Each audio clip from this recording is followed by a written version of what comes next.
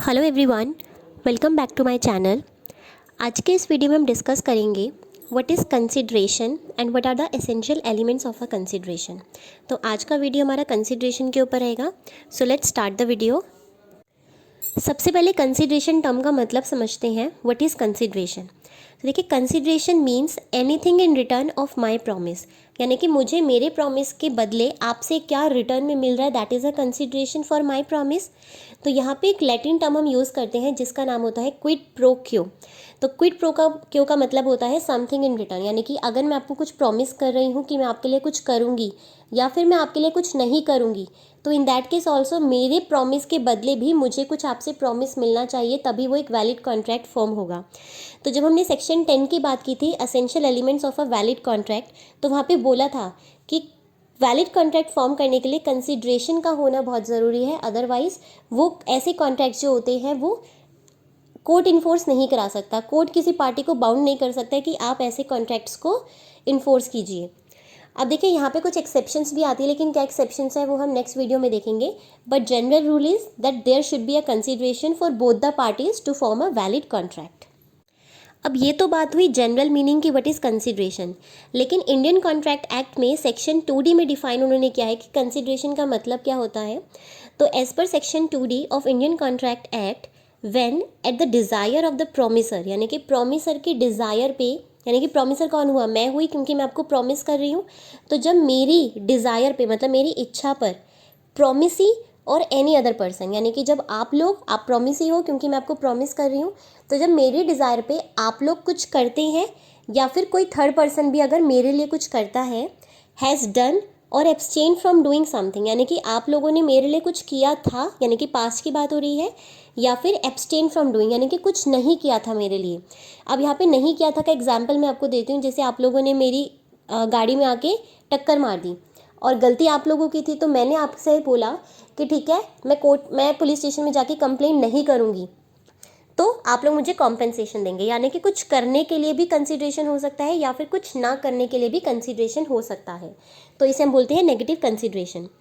तो जब मेरी इच्छा पर, प्रोमिसर के डिज़ायर पर, प्रोमिसी या फिर कोई और पर्सन कुछ कर चुका है पास्ट में, या फिर कुछ ना करने से उसने अपने आप को रोका है, या फिर डज और एब्सटेन फ्रॉम डूइंग समथिंग, यानी कि अभी तो हमने पास्ट की बात की कि पास्ट में मेरे लिए कुछ हुआ है।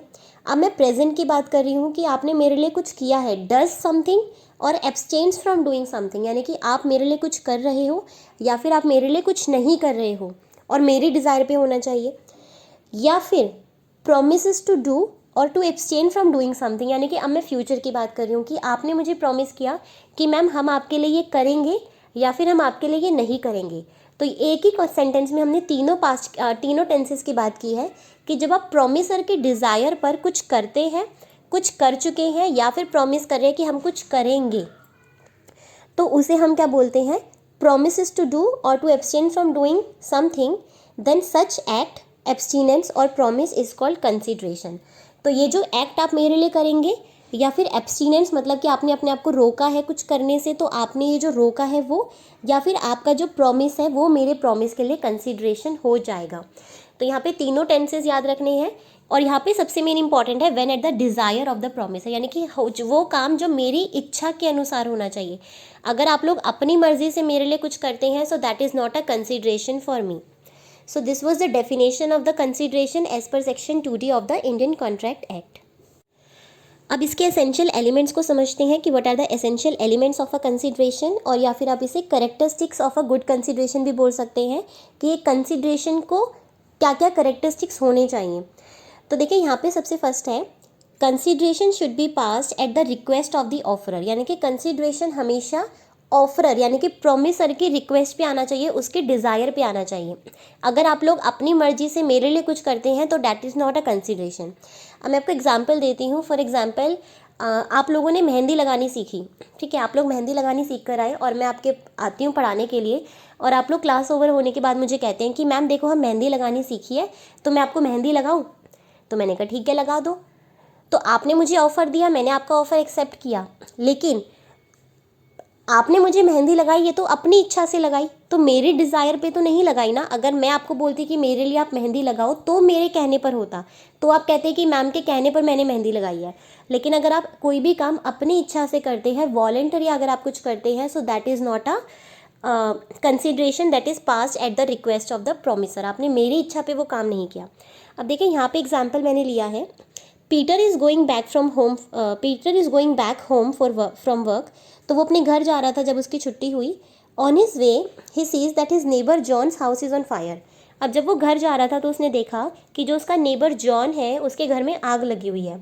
He immediately arranges for a water hose and manages to douse the fire.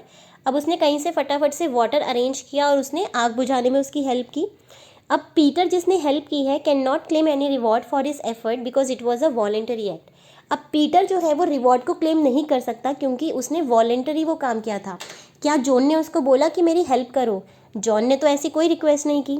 यानी कि अगर पीटर अपनी वॉलेंटरी अपनी इच्छा से कोई काम करता है और सोचता है कि मुझे इसके बदले रिवॉर्ड मिलेगा, तो ऐसा कुछ भी नहीं होता। And was not done at the desire of the John. अब उसने जॉन की इच्छा पे नहीं किया।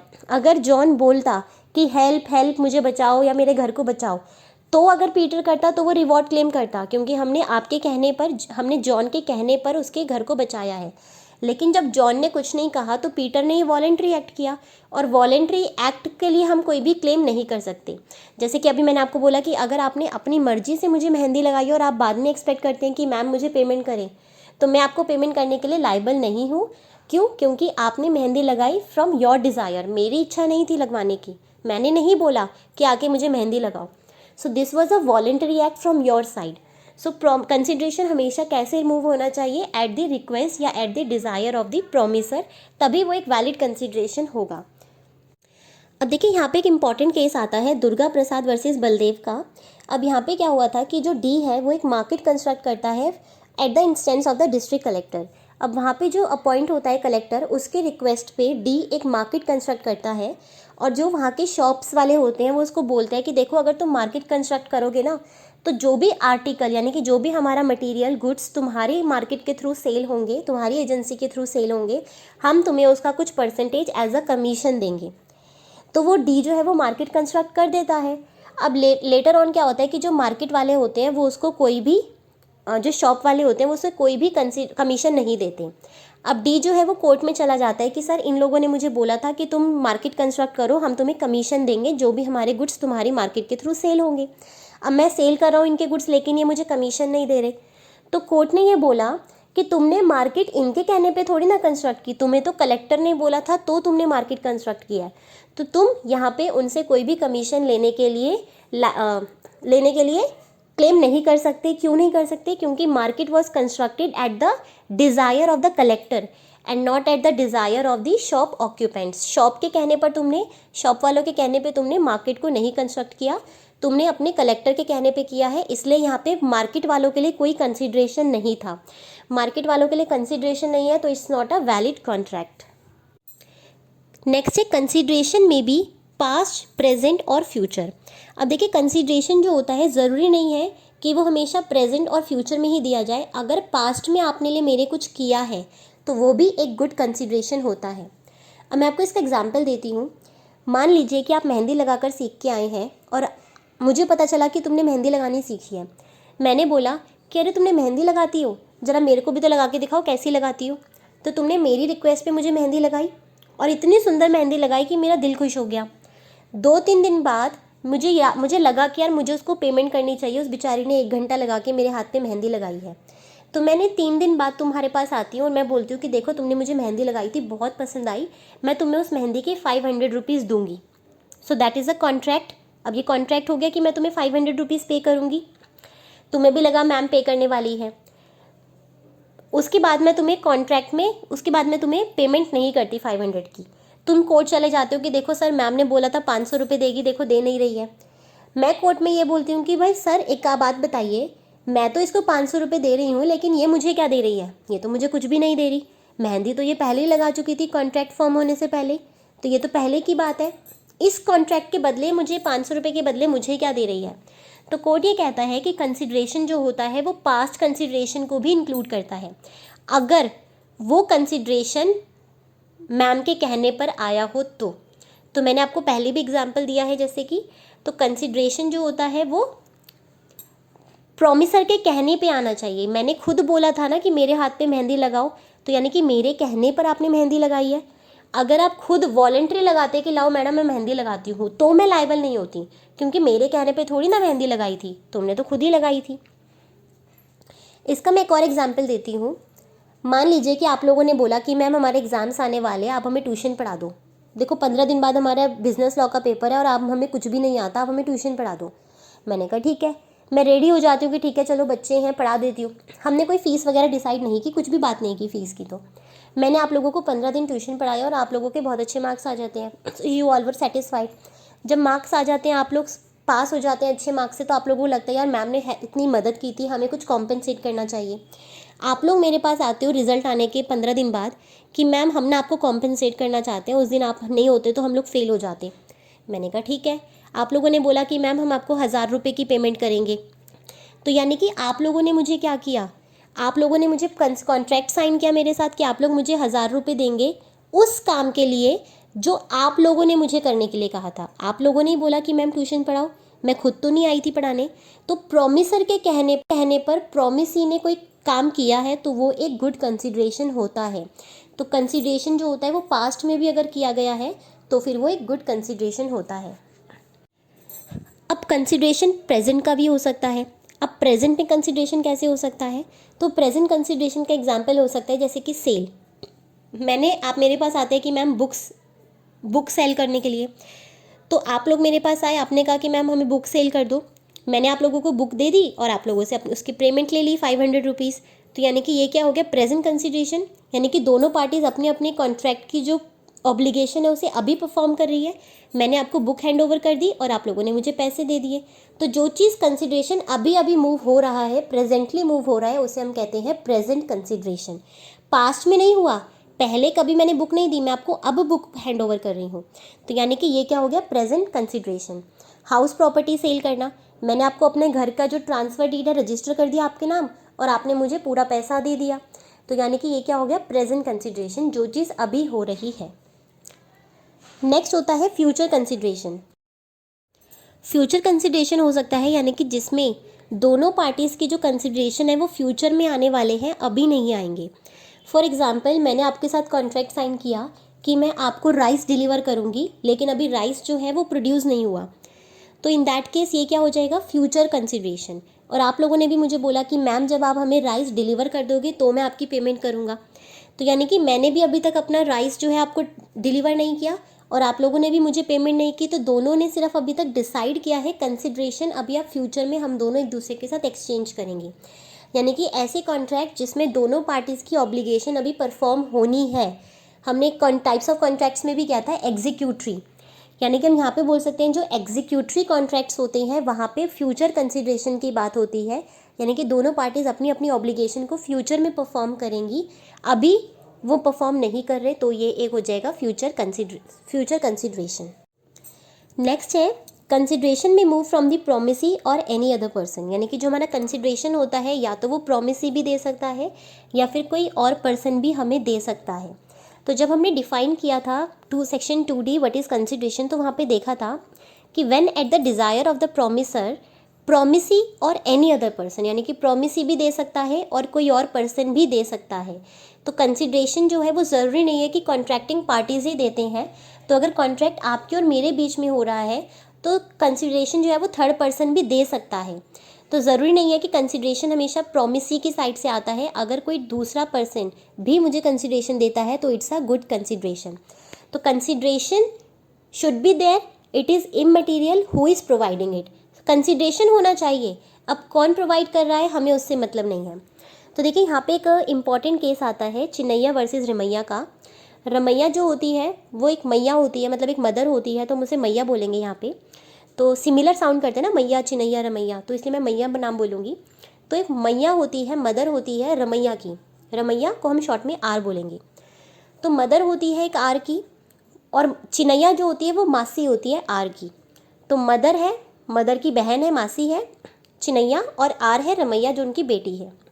मदर अपनी डॉटर को बोलती है कि देखो मैं तुम्हें अपनी जो प्रॉपर्टी है, कुछ प्रॉपर्टी तुम्हें ट्रांसफ़र कर रही हूँ, तुम्हें गिफ्ट में दे रही हूँ, बट कंडीशन क्या है कि तुमने हर साल अपनी मासी को, चिन्नैया को कुछ पैसा भेजना है, तभी इस कंडीशन पे मैं तुम्हें अपना घर जो है वो ट्रांसफ़र कर रही हूँ एज अ गिफ्ट।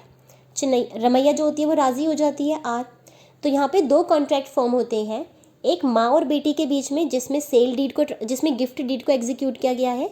माँ अपनी सारी प्रॉपर्टी ट्रांसफ़र कर देती है अपनी बेटी रमैया को, so there is a gift deed होती है। सेकेंड कॉन्ट्रैक्ट होता है रमैया और चिन्नैया के बीच में, जो कि है एन्युटी पे करने का, यानी कि नीस ये कहती है कि मैं अपनी मासी को हर साल कुछ पैसा दूंगी एन्युटी की फॉर्म में। एन्युटी होता है कुछ फिक्स्ड अमाउंट ऑफ पेमेंट किसी को देना, तो दैट इज़ एन्युटी। तो नीस जो है वो अपनी मासी को प्रॉमिस करती है कि मैं आपको हर साल कुछ पेमेंट करूंगी, so this is the second contract. अब यहाँ पे माँ अपनी बेटी को ट्रांसफ़र कर चुकी है प्रॉपर्टी, वो तो गिफ्ट देना था वो तो आपने दे दिया, एक ही बार में ख़त्म हो गया। पर रमैया क्या करती है, वो थोड़ा पैसा कभी मतलब कुछ साल तो अपनी चिन्नैया मासी को देती है कुछ पैसा, लेकिन उसके बाद वो पैसे देने बंद कर देती है। चिन्नैया कोर्ट चली जाती है, मासी कोर्ट चली जाती है और ये बोलती है कि सर इसने मेरे साथ कॉन्ट्रैक्ट किया था कि ये हर साल मुझे कुछ पैसा देगी, लेकिन ये मुझे दे नहीं रही। रमैया ये बोलती है आर कि सर मेरी मासी ने मुझे कुछ भी नहीं दिया, तो यहाँ पे मेरे लिए कोई कंसिड्रेशन नहीं है, और वैलिड कॉन्ट्रैक्ट को फॉर्म करने के लिए असेंशियल है कि वहाँ पे कंसिड्रेशन कुछ होना चाहिए। तो मेरी मासी तो मुझे कुछ भी नहीं दे रही, मैं अपनी मासी को किस बात के पैसे पे करूँ हर साल। तो कोर्ट ये बोलता है कि कंसिड्रेशन तुम्हें मिल चुका है, प्रॉमिसी से नहीं मिला, तुम्हें अपनी मासी से नहीं मिला, लेकिन तुम्हें थर्ड पर्सन से कंसिड्रेशन मिल चुका है, दैट इज़ योर मदर। तो माँ से मिला हुआ कंसिड्रेशन भी इज़ अ गुड कंसिड्रेशन। तो कंसिड्रेशन जो है वो प्रॉमिसी से भी मिल सकता है, चिन्नैया से भी मिल सकता था, या फिर किसी और पर्सन से भी मिल सकता है, और कोई और पर्सन कौन हो गया, मदर हो गई। तो रमैया के लिए कंसिड्रेशन है, और वो कंसिड्रेशन क्या था, जो उसको गिफ्ट मिला था उसकी माँ से in the form of property, so that was a good consideration for Ramaiah. तो आर के लिए यहाँ पे कंसिड्रेशन है। तो यानी कि हमने क्या बोला कि stranger to a consideration can sue but not stranger to a contract. तो यहाँ पे एक टर्म यूज़ होता है प्रिविटी ऑफ कॉन्ट्रैक्ट का। प्रिविटी ऑफ कॉन्ट्रैक्ट के ऊपर मैं पूरा एक अलग से वीडियो बनाऊंगी, जिसमें मैं आपको समझाऊंगी कि क्या टर्म होती है और इसके एक्सेप्शंस क्या होते हैं।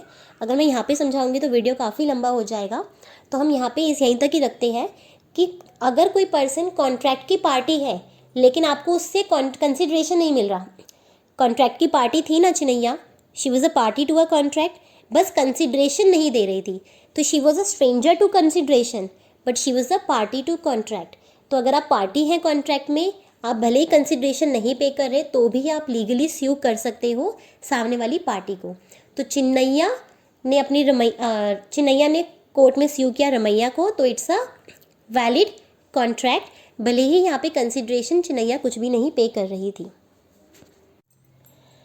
नेक्स्ट है कंसिड्रेशन मस्ट बी लॉफुल, यानी कि कंसिड्रेशन जो होता है वो एक लॉफुल होना चाहिए, वो इलीगल या फिर एक अनलॉफुल नहीं होना चाहिए। तो हमने पहले भी देखा था कि अगर ऐसे कॉन्ट्रैक्ट्स, ऐसे अग्रीमेंट्स जिनके अंदर कंसिड्रेशन जो होता है वो इलीगल होता है, अनलॉफुल होता है, तो वो वॉइड एब इनिशियो होते हैं because they are the illegal agreement. तो एग्जाम्पल के लिए मैंने यहाँ पे लिया है कि पीटर जॉन को ऑफर करता है कि तुम मेरे बिजनेस राइवल को मार के आओ, मैं तुम्हें 10,000 रुपीज़ दूंगा। जॉन जाता है और उस बिजनेस राइवल को मार के आता है, उसकी पिटाई करके आता है। पीटर जो है वो बाद में रिफ्यूज़ कर देता है कि मैं पे नहीं कर रहा, रिफ्यूज़ करना मतलब मना कर देना। तो पीटर बाद में मना कर देता है कि मैं पेमेंट नहीं कर रहा, तुम्हें 10,000 रुपीज़। अब जॉन जो है वो उसे जाके कोर्ट में स्यू नहीं कर सकता फॉर 10,000 रुपीज़। क्यों? क्योंकि ये एक इलीगल अग्रीमेंट है। किसी को मारना, किसी के साथ धोखा करना, इस टाइप के जो अग्रीमेंट्स होते हैं ये इलीगल होते हैं, और ये आप इन्हें कोर्ट में इन्फोर्स नहीं करा सकते। तो it was a illegal agreement and void एब इनिशियो। तो बिल्कुल स्टार्टिंग से ये वॉइड होते हैं। सो कंसिडरेशन कैसा होना चाहिए? लॉफुल होना चाहिए। नेक्स्ट है consideration need not to be adequate, it must have values in the eyes of law. अब यहाँ पे मैंने 2 हेडिंग्स दिए हैं क्योंकि आपकी बुक में कोई सा भी हेडिंग हो सकता है। So consideration need not to be adequate, adequate का मतलब होता है सफिशिएंट। तो ये बोला गया है कि कंसिडरेशन जो होता है वो अगर एडिक्वेट नहीं है तो भी चलेगा। तो मान लीजिए कि अगर मैं आपको अपने 1 करोड़ की प्रॉपर्टी 10 लाख में सेल कर देती हूँ, सो that is not a adequate consideration for मी। आप 1 करोड़ की चीज़ को 10 लाख में खरीद रहे हैं, तो क्या ये एडिक्वेट कंसिडरेशन हुआ? नहीं। तो यानी कि कोर्ट ये कहता है कि अगर आपने, लॉ ये कहता है कि अगर आपका कंसिडरेशन जो है वो इनएडिक्वेट है तो मुझे फ़र्क नहीं पड़ता, क्योंकि कंसिडरेशन कौन कितना दे रहा है और कौन कितना ले रहा है, that depends upon the bargaining power of the contracting party. हो सकता है मुझे पैसों की ज़्यादा ज़रूरत है तो मैंने सोचा चलो घर को सस्ते में बिक रहा है बेच दो। हो सकता है वो घर मुझे लगता है मनहूस है, जल्दी से जल्दी बिके, फटाफट से सेल हो और मैं अपना पैसा लेके जाऊँ। या फिर हो सकता है मुझे फ़ॉरेन में शिफ्ट होना है तो मुझे अर्जेंसी है कि मुझे बस फटाफट इंडिया छोड़ के जाना है और मैं यहाँ से घर सेल करके अपना शिफ्ट हो जाऊँ। तो कुछ भी रीज़न हो सकता है। तो हो सकता है कुछ भी रीज़न हो, जिस भी वजह से मैं अपने घर को सस्ता सेल कर रही हूँ, दैट इज़ माई कॉन्ट्रैक्ट। मेरी मर्ज़ी, मैं जिस मर्ज़ी को जितने मर्ज़ी का सेल करूँ। तो लॉ ये बोलता है कि कंसिडरेशन को एडिक्वेट होने की ज़रूरत नहीं है। अगर आप लोग इस बेस पे आके मेरे पास कंप्लेन करेंगे इन फ्यूचर, अगर मैं कोर्ट चली जाती हूँ और मैं सर को बोलती हूँ कि देखिए मेरा घर 1 करोड़ का था और मैंने इनको 10 लाख में सेल कर दिया, मेरा कॉन्ट्रैक्ट जो है वो इनएडिक्वेट कंसिडरेशन है, तो आप मेरे कॉन्ट्रैक्ट को वॉइड डिक्लेयर कर दो और मुझे मेरा घर वापस दिलवा दो। तो कोर्ट बोलता है कि मैं ऐसे नहीं कर सकता। आप लोगों का कॉन्ट्रैक्ट का जो कंसिडरेशन है वो एडिक्वेट था, इनएडिक्वेट था, कम था, ज़्यादा था, मुझे इससे मतलब नहीं है। कंसिडरेशन होना ज़रूरी था। तुम्हें 10 लाख तो मिल रहा है ना, कंसिडरेशन तो है। सामने वाली पार्टी को घर मिल रहा है तो उसके लिए भी कंसिडरेशन है। और जब दोनों पार्टीज़ के लिए कंसिडरेशन है और लॉफुल कंसिडरेशन भी है, कोई इलीगल काम नहीं है, तो हम ऐसे कॉन्ट्रैक्ट्स को इलीगल नहीं कह सकते, ऐसे कॉन्ट्रैक्ट्स को हम वॉइड नहीं कह सकते, सिर्फ इसलिए क्योंकि आपका कंसिडरेशन इनएडिक्वेट था। यानी कि inadequacy of consideration does not affect the status of valid contract.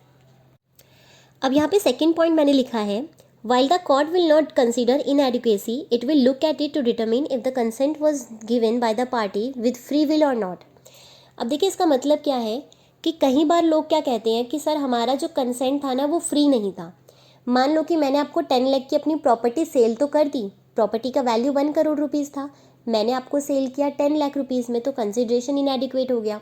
पर अगर मैं कोर्ट में जाके सीधा ये बोल दूँ कि सर सामने वाली पार्टी ने ना मुझे कोर्जन किया था, यानी कि मेरे सिर पे बंदूक रखी थी, मुझे डरा रहे थे, मेरे बच्चे को इन्होंने पकड़ लिया था, इस वजह से उस प्रेशर में आके मैंने कॉन्ट्रैक्ट साइन कर दिया, अदरवाइज़ मैं कभी भी अपनी प्रॉपर्टी को 1 करोड़ की प्रॉपर्टी को 10 लाख में नहीं सेल करती।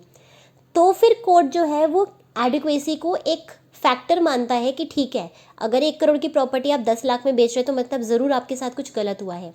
यानी कि इनएडिक्वेसी अगर आपका फ्री कंसेंट है तो मैटर नहीं करती कोर्ट के लिए, लेकिन अगर आपने कोर्ट में ये बोल दिया कि मेरा जो कंसेंट था वो फ्री नहीं था, it was caused by coercion, fraud, misrepresentation या फिर अनड्यू इन्फ्लुएंस, तो इन केसेस के अंदर कोर्ट जो होता है फिर वो एडिक्वेसी या फिर इनएडिक्वेसी को कंसीडर करता है कि वाकई मैम के साथ कुछ गलत हुआ होगा तभी इन्होंने 1 करोड़ के घर को 10 लाख में बेचा है। मैम जो कह रही है कि मेरे सर पे बंदूक रखी गई थी तो हो सकता है हुआ होगा। तो इनएडिक्वेसी वैसे कोई इम्पैक्ट नहीं करती, लेकिन अगर आपने बोल दिया कि मेरा कंसेंट फ्री नहीं था तो फिर एक फैक्टर हो सकता है जिसे कोर्ट कंसीडर करता है to determine whether it will be a valid contract और नॉट। नेक्स्ट है consideration should be real. Real का मतलब होता है कि कंसिडरेशन ऐसा होना चाहिए जो कि परफॉर्म किया जा सके, अनरियल नहीं होना चाहिए जो कि सिर्फ बातों बातों में ही है। फॉर एग्जाम्पल मैंने आपको बोला कि जो आपका पैसा खो गया है, जो आपका ट्रेजर लॉस्ट हो गया है, मैं उसे मैजिक के थ्रू डिस्कवर कर सकती हूँ, तो ये सिर्फ बातों में हवाइयाँ ही हैं, असली में तो मैं नहीं ढूंढ सकती, I am not a magician. Second हो सकता है making a dead man alive. मैंने आपके साथ कॉन्ट्रैक्ट किया कि देखो ये मर गया है तो मैं इसे ज़िंदा कर सकती हूँ, अगर मैं इसे ज़िंदा कर दूंगी तो तुम मुझे 10 लाख रुपीज़ देना। तो ऐसे कंसिडरेशन जो कि सिर्फ हवाओं में ही सच हो सकते हैं, रियलिटी में नहीं सच हो सकते, तो हम उन्हें बोलते हैं अनरियल कंसिडरेशन। अब एक और एग्जाम्पल है यहाँ पे, to run at a speed of 100 kilometre per hour. अब मैंने बोला कि मैं 100 किलोमीटर पर आवर की स्पीड से भाग सकती हूँ, तो ये एक इल्यूजनरी है, ये रियल तो नहीं हो सकता। तो यानी कि ऐसे कंसिडरेशन जिसमें अंदर जो कंसिडरेशन है वो अनरियल है, हवाओं में ही बातें हैं, रियल हो ही नहीं सकते, तो उन्हें हम बोलते हैं अनरियल कंसिडरेशन। और ऐसे कंसिडरेशन कभी भी वैलिड कॉन्ट्रैक्ट फॉर्म नहीं करते। नेक्स्ट है कंसिडरेशन शुड नॉट बी इल्यूशनरी। इल्यूशनरी का मतलब होता है ऐसी चीज़ जो कि इल्यूजन है, मुझे लग रहा है कि मुझे कंसिडरेशन मिल रहा है लेकिन मुझे मिल नहीं रहा। अब ऐसा कैसे हो सकता है कि मुझे लग रहा है कि मुझे मिल रहा है और मिल नहीं रहा। तो हम ऐसे कॉन्ट्रैक्ट्स की बात कर रहे हैं जिसमें सामने वाली पार्टी वो लीगली बाउंड है कुछ करने के लिए और मुझे लग रहा है कि वो मेरे लिए कुछ कर रही है। मुझे पता है अभी क्लियर नहीं हुआ लेकिन एग्जाम्पल से आपको क्लियर हो जाएगा। मान लीजिए कि आप एक डॉक्टर को बोलते हैं कि सर देखो मेरा फ्रेंड है बीमार, आप इसकी जान बचा लो, मैं आपको फ़ीस तो दूंगी, आप इसका इलाज करेंगे तो मैं आपको फ़ीस तो दूंगी ही, लेकिन मैं आपको ऊपर से 1 लाख रुपीज़ और दूंगी। तो देखिए डॉक्टर ने उसकी जान बचा ली। अब डॉक्टर मुझे कहता है कि मैम आपने प्रॉमिस किया था 1 लाख रुपीज़ और दोगे, तो चलो फ़ीस तो आपने दे दी, 1 लाख रुपीज़ भी मुझे दे दो। तो मैंने कहा सर 1 लाख रुपीज़ किस बात का, मैं नहीं दे रही। तो बाद में मैंने उनको रिफ्यूज़ कर दिया कि मैं आपको 1 लाख रुपीज़ नहीं दे रही, मैंने आपकी फ़ीस दे दी क्योंकि आपने मेरे फ्रेंड को बचाया। अब डॉक्टर जो है वो कोर्ट में चला जाता है, कोर्ट में मुझे स्यू करता है कि सर देखिए मैम ने मुझे बोला था कि मुझे 1 लाख रुपीज़ देंगे अगर मैं इनके फ्रेंड की जान बचा लूँगा तो। अब कोर्ट ये कहता है कि क्या मैम के लिए इस कॉन्ट्रैक्ट में कंसिडरेशन है?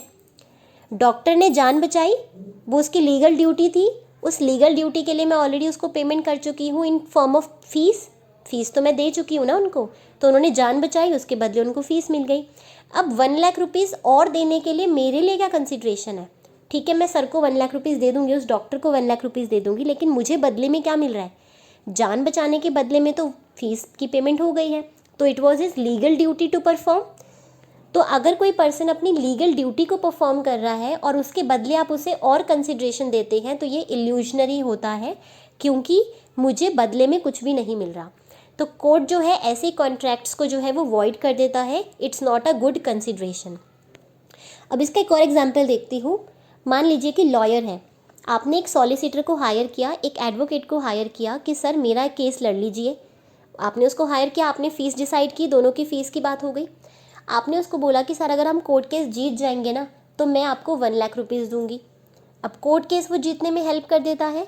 अब उसने बोला कि चलो तुमने फ़ीस तो मेरी पे कर दिया, मुझे 1 लाख रुपीज़ भी और पे करो।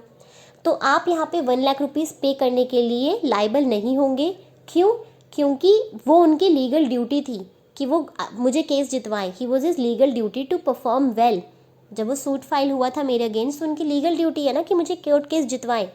उन्होंने अपनी लीगल ड्यूटी परफॉर्म की, जिसके बदले मैंने फ़ीस दे दी। अब मुझे केस जितवाने के बदले मैं उनको कंसिडरेशन कुछ मतलब उनको जितवाने के बदले मैं उनको 1 लाख रुपीज़ देने के लिए लाइबल नहीं हूँ। बट अगर मान लो कि वो अपनी लीगल ड्यूटी से ज़्यादा कुछ अच्छा परफॉर्म करते हैं, लीगल ड्यूटी तो परफॉर्म कर ली, लेकिन अगर लीगल ड्यूटी से ज़्यादा मेरे लिए कुछ करते हैं तो वो मेरे लिए कंसिडरेशन होगा। अब इसका एग्जाम्पल भी मैं आपको देती हूँ। मैंने आपको बोला था कि सर मुझे केस जितवा दो, मैं आपकी फ़ीस दे दूँगी। उन्होंने कहा ठीक है, मेरा केस लड़ने के लिए रेडी हो गए। उन्होंने कहा ठीक है, मैं आपको जो है वो सामने वाली पार्टी से कॉम्पेंसेशन भी दिलवा दूंगा।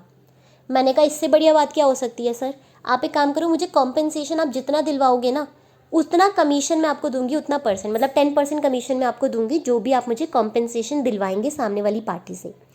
तो क्या वो यहाँ पे लीगली बाउंड था मुझे कॉम्पेंसेशन दिलवाने के लिए? आंसर इज़ नो, वो लीगली बाउंड नहीं है। वो लीगली बाउंड किस चीज़ के लिए है? कि कोर्ट में केस लड़ने के लिए और मुझे जितवाने के लिए। उनकी रिस्पॉन्सिबिलिटी क्या है कि अपने क्लाइंट को कोर्ट में केस जितवाना, कॉम्पेंसेशन दिलवाना तो नहीं होती। तो उन्होंने मुझे ज़्यादा से ज़्यादा जितना कॉम्पेंसेशन वो मेरे लिए करवा सकते थे उन्होंने मुझे उतना कॉम्पेंसेशन करवा दिया। और अब ये एक वैलिड कॉन्ट्रैक्ट हो जाएगा, क्योंकि जब उन्होंने मुझे केस जितवाया उसके बदले मैंने उनको फ़ीस दी। जब उन्होंने मुझे हायर कॉम्पेंसेशन दिलवाया दूसरी पार्टी से, तो मैं उन्हें वो कमीशन देने के लिए लायबल हूँ, क्योंकि यहाँ पे दोनों पार्टीज़ के लिए कंसिडरेशन है। तो हम इन शॉर्ट बोल सकते हैं कि अगर कोई पार्टी अपनी लीगल ड्यूटी परफॉर्म कर रही है और आप उन्हें कुछ कंसिडरेशन ओवर एंड अबव देना चाहते हैं तो वो वैलिड नहीं है, इट्स इल्यूजनरी। बट अगर वो अपनी लीगल ड्यूटी से ज़्यादा कुछ परफॉर्म करते हैं तो इन दैट केस जो भी आप उन्हें प्रॉमिस करते हैं आप उसे पे करने के लिए लायबल है। तो it's a good consideration. So this was all about the essential elements of consideration या फिर करेक्टरिस्टिक्स ऑफ कंसिडरेशन। अगर आपको आज का वीडियो पसंद आया हो तो प्लीज़ मेरे चैनल को सब्सक्राइब करें और वीडियोस को लाइक एंड शेयर करना ना भूलें। Thank you.